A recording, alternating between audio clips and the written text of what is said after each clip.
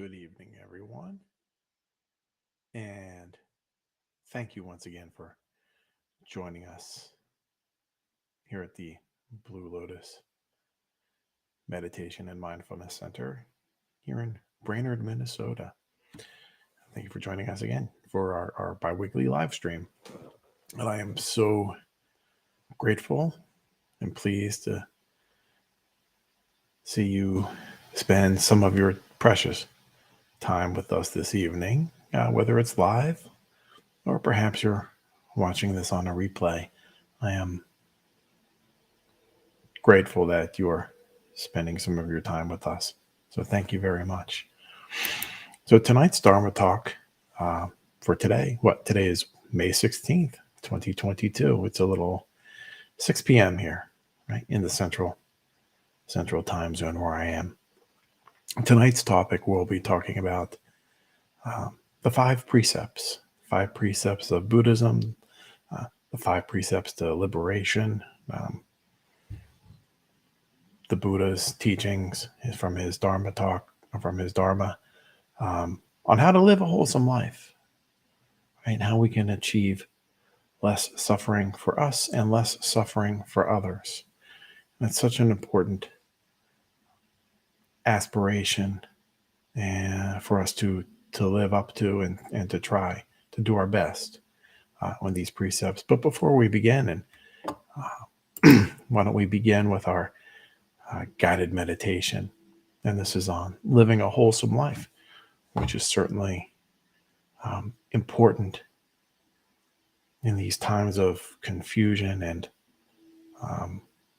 just unawareness that many beings experience, and the dissatisfactions that we often have to bear and live with at times. So living a wholesome life, we can minimize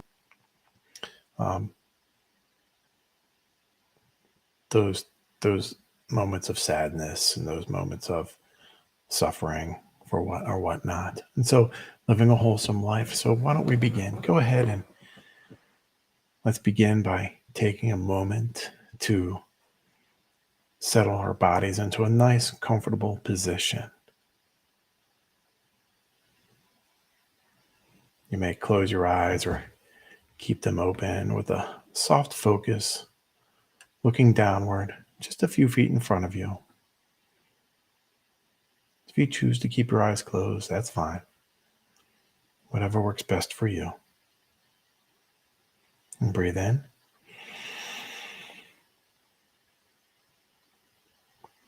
Pause. And slowly exhale.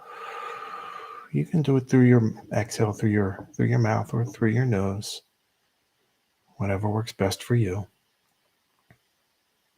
And while you sit there, you're also invited to put a half smile on your face as well. Meditation is a relaxing and rewarding experience.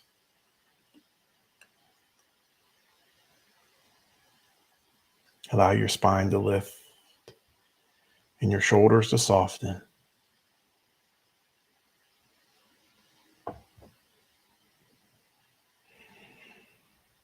Breathe in. Pause. And slowly exhale.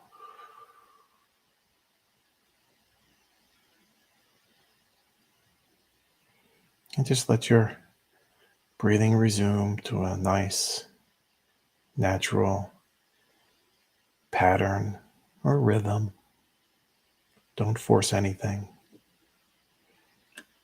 And let's meditate on living that wholesome life.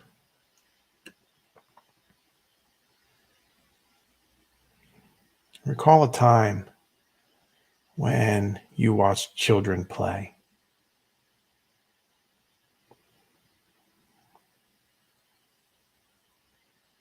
Maybe they were at a park,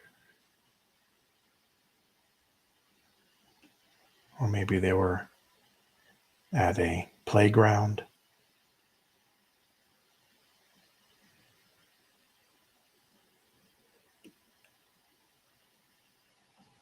Maybe you were passing by a school and saw all of these children running, laughing, swinging on the swing sets, climbing on the monkey bars or some other type of climbing structure.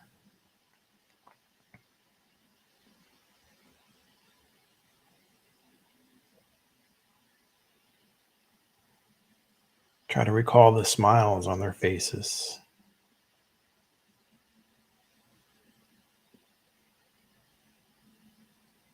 and the sounds of joy and laughter as they ran around.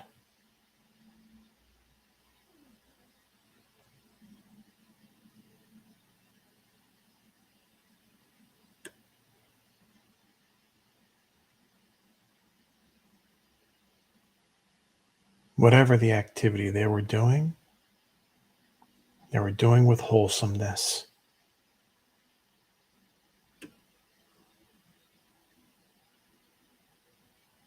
There was no malice.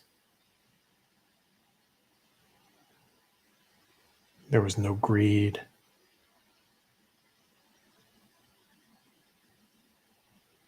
There was no anger.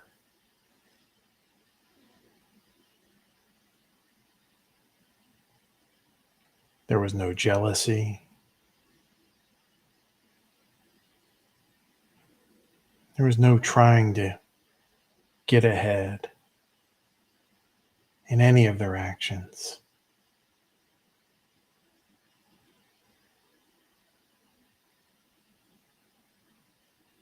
And breathe in.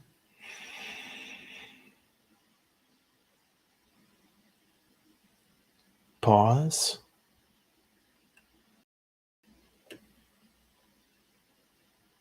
And slowly exhale.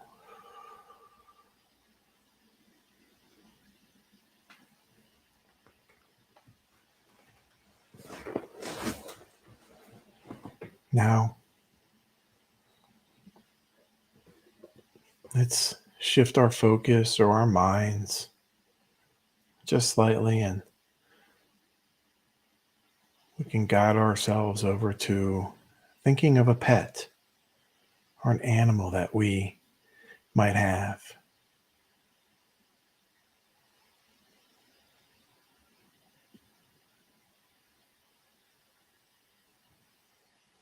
It could be a dog.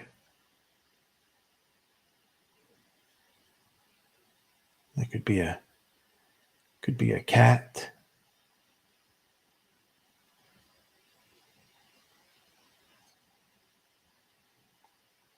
It could be a bird.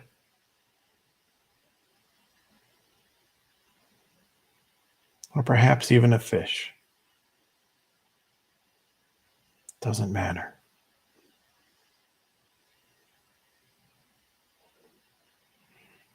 And as you bring this companion to mind, recall a time when they were pleased to see you.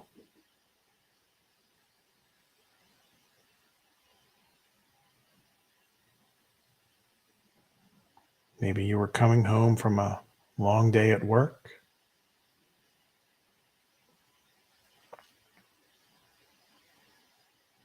Maybe you were coming home from dinner with friends.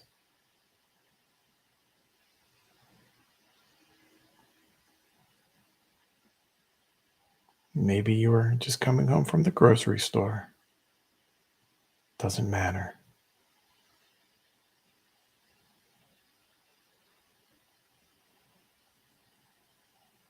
As you recall walking in through that door, think how your pet reacted when they saw you.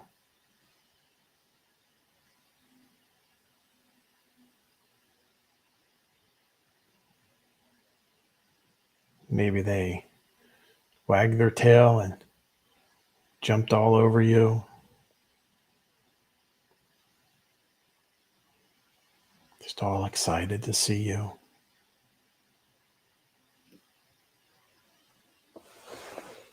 Maybe they gently brush against your legs as you enter the door.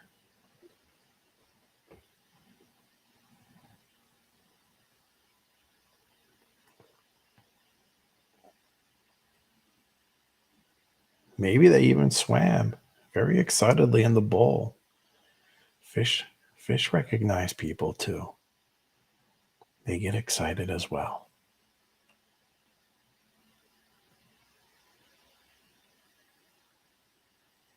And breathe in.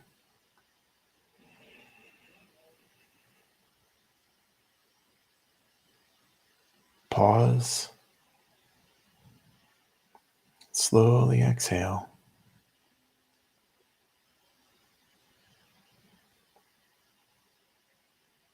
Now think about the lives, both children and those pets that you have maybe live.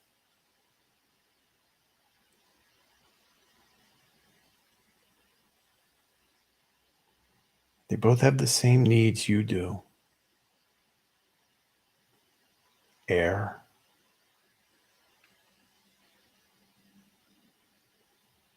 food, water,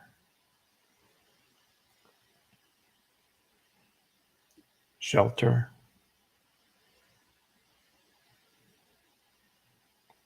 love.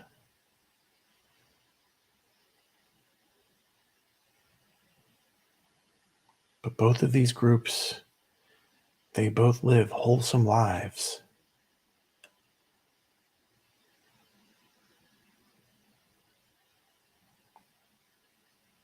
They too have to make decisions in their lives. And they make those decisions based on not hurting anyone else.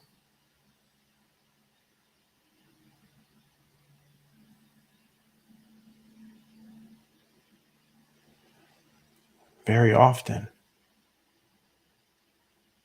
those decisions brighten someone else's day.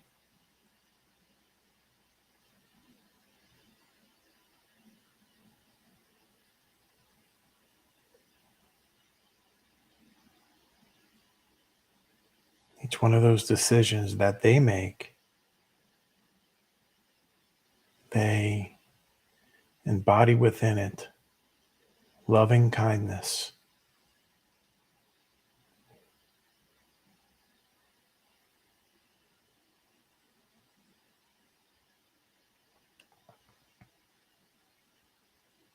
When you need to make a decision, reflect on that decision, and is it based on loving kindness?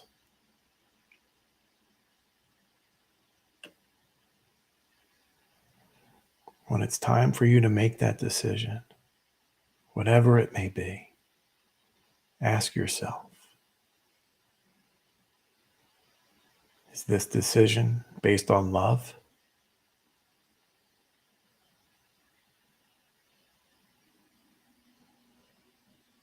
Is this decision based on kindness?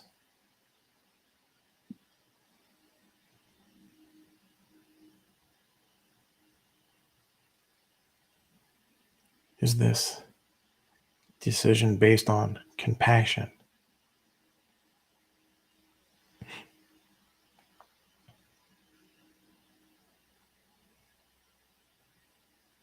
Is this decision healthy for my mind?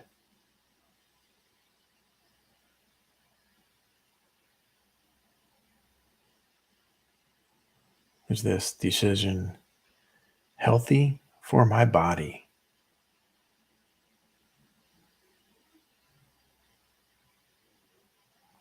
Breathe in.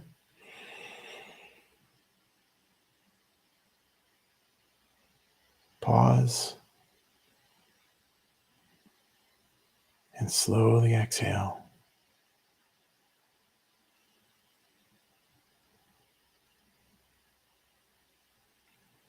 When we make decisions based on these qualities, we find that we will naturally live a wholesome and fulfilling life.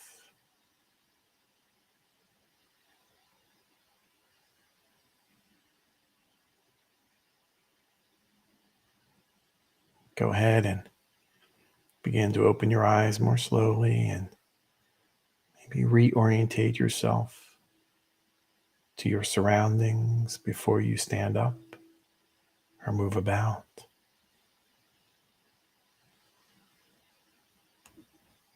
Wonderful. We don't have to live complicated or distracted lives. We can easily live wholesome and rewarding lives.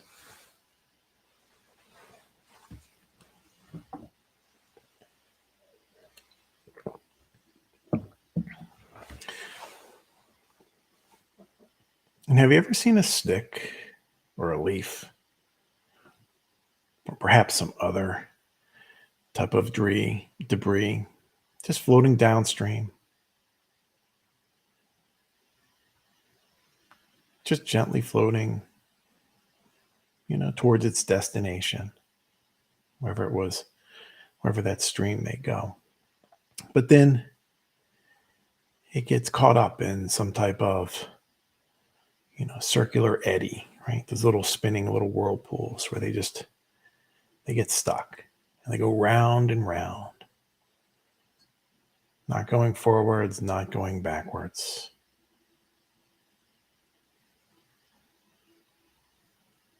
Without some type of guidance or virtues or precepts, people too can certainly become like that debris, that stick, just going round and round, becoming dizzy, disorientated, confused. What's important? What's not important? What's a good life? What's not a good life? Not moving forwards or towards that harmony and the balance that we all seek, and they certainly seek as well. No one wants to be spinning round and round.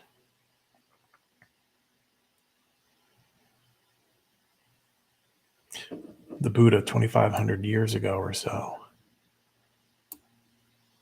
he transmitted to us his Dharma, his teachings, his knowledge for liberating the mind from this suffering, from this confusion, from this spinning round and round like that debris.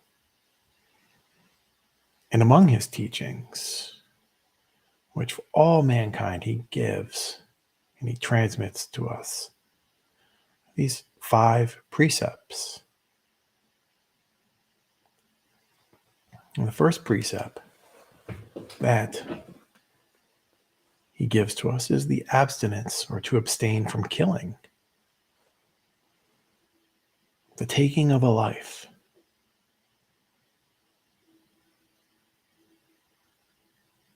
A human life, a cow, a bird, a mosquito. To abstain from killing. All life is precious. And it's not to say that you may or may not instinctively, right, swat at that mosquito that bites you or something like that. Intention is important as well when it comes time for that abstinence of killing a living being.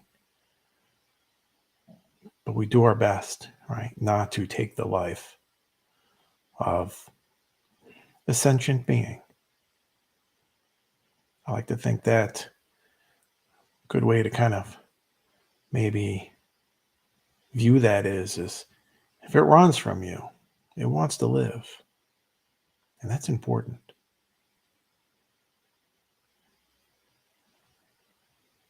When we realize the suffering that we impose or inflict upon others by taking a life,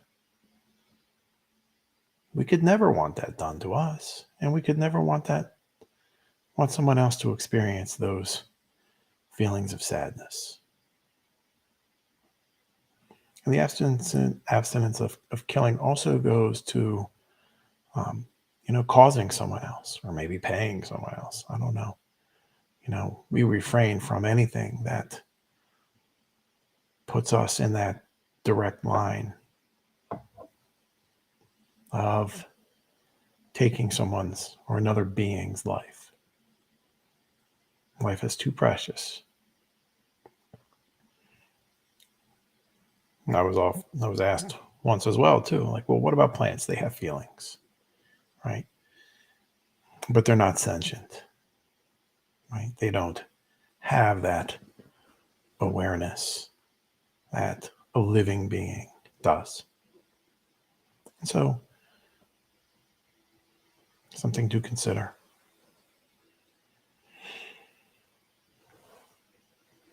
His second precept is the abstinence from stealing. Don't take what's not yours. Don't borrow without asking. Don't make that assumption. I'll just put it back. Another way to kind of think about that is, don't take anything that has not been freely given to you. Right? So that even means, oh, the neighbor's not home, I'll just borrow his lawnmower and put it back. They'll never know. That's still the same thing. We all work hard, and to have something taken from us that may really be a necessity for someone's and our family's life too. It could be food, right? Or money to pay the rent, or the mortgage, or a car note, or for gas. But it's not only property. It can also be time. Don't squander someone else's time. They're trying to do their best to support themselves and their families as well. So when you misappropriate their time one way or the other, that can be a form of stealing as well.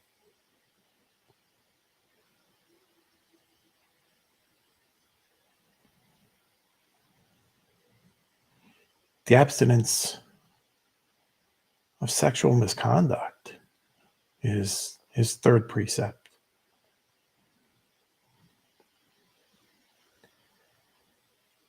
And what does that mean, sexual misconduct?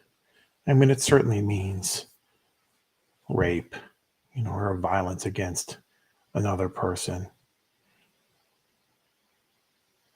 It could be the quid pro quo, sexual harassment towards another. But it is also engaging in prostitution, bigamy, cheating. If you have a spouse, or maybe you're in a serious committed relationship, you don't want to hurt somebody else's feelings, because even if they don't know about it, you're still taking away something from them, from that person, because they're trusting you. And you're diminishing yourself. You're hurting yourself as well.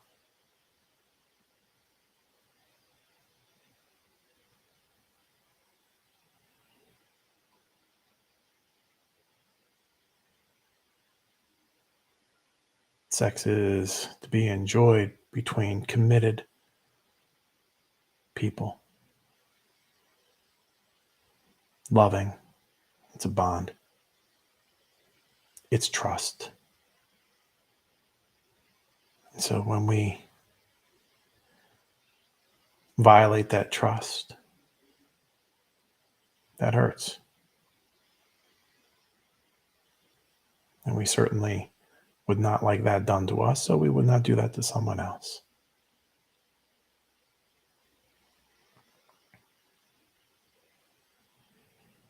This fourth precept is to abstain from wrong speech.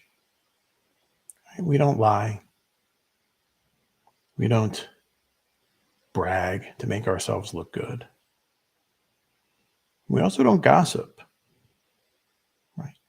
So a lot of us like to, at times, we all have, I suppose, at one point or another, maybe hung around the coffee machine or the water cooler at our jobs and maybe gossiped about someone else. Most of the time, gossip is not true. And it is one person's perspective. And that can cause hurt and suffering towards someone else. And it also causes hurt and suffering to you.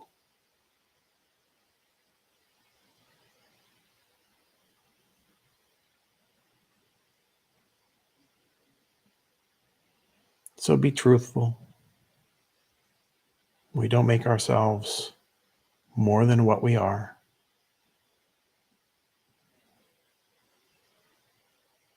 Being honest. There's that saying, right? If you tell the truth all the time, you don't have to remember a different story for whoever you told it to. So be truthful. It doesn't mean you have to be untactful, though, right? You can still be truthful and be compassionate towards someone else's feelings. We don't have to be blunt and rude. And that is wrong speech as well, rudeness, right? Or sarcasm. That's wrong speech as well.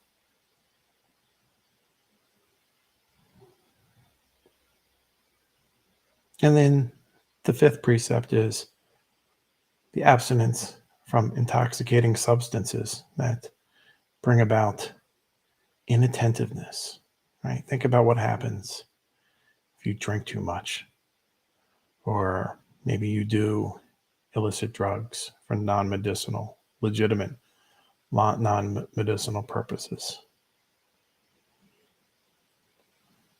How many drunk driving accidents that there are?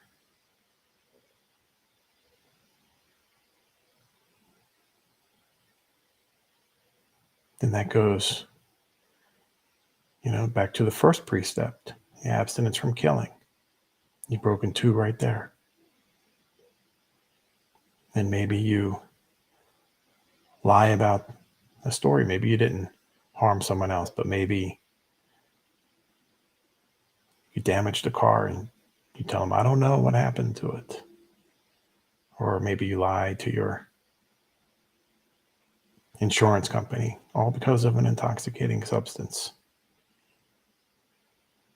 Because we were inattentive as a result of consuming that particular substance. And these 5 precepts are liberating because when we tell the truth, we don't have to worry about hurting somebody else's feelings. We're not hurting anyone physically or sexually. We're not lying. We're not causing someone to die, or whether it's intentional or not. And that's the liberation that these 5 precepts give to us. We can still have so many freedoms and just have these simple rules, responsibilities, guidelines for us to follow to give us that liberation. And none of these precepts are more important than the other. Following one of the precepts will inevitably lead to following another. and then another, and then the other, until they all become just so natural. Like that flowing stick doesn't get caught up in that eddy, or that leaf doesn't get caught up in that eddy spinning round and round. It flows gently towards its destination.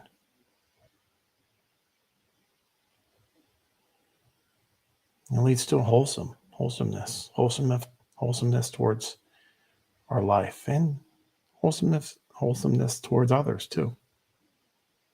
So when we follow these precepts, we are giving ourselves love and kindness and compassion.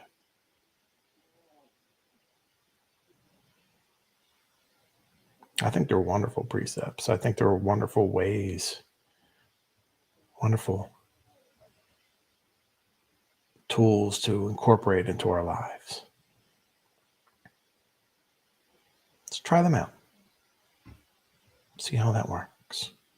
See if you experience that liberation, that feeling of joy in all that you do, and see you'll connect much more in-depthly, not with just yourself, but with the world around you and the people that you interact with.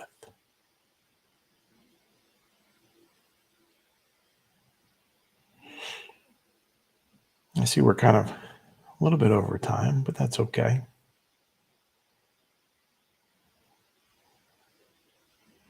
Our next Dharma talk will be on May 30th. Again, from 6 to 6:30. It's always on a Monday.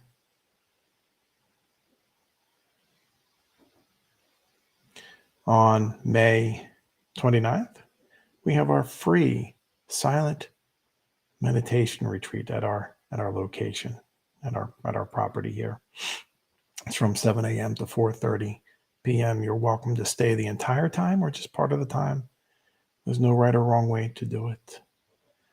What works best for you works best for everybody, right? It's all about growing, connecting. So it's a beautiful scenic area that we are located in, and you may see our friendly little groundhog that likes to pay a visit, or sometimes the hummingbirds and the butterflies come by too. So you're more than welcome to join us. Again, it's free. So we hope to see you there. We also have our Resiliency Plus training. You can certainly sign up for that on our website as well.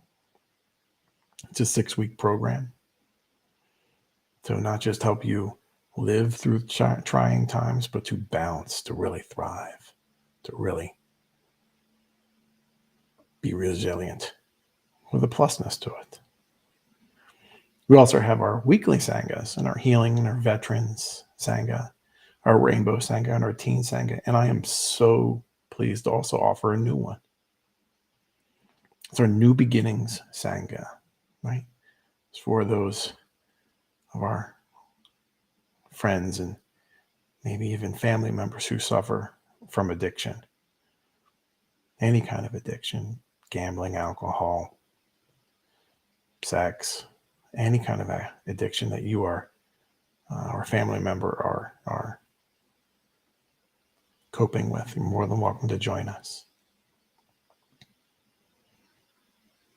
And we have our private meditation services as well. And if you want something more intimate in a more private setting, always welcome to schedule some time with me for those sessions as well. I'm here to help any way that I can.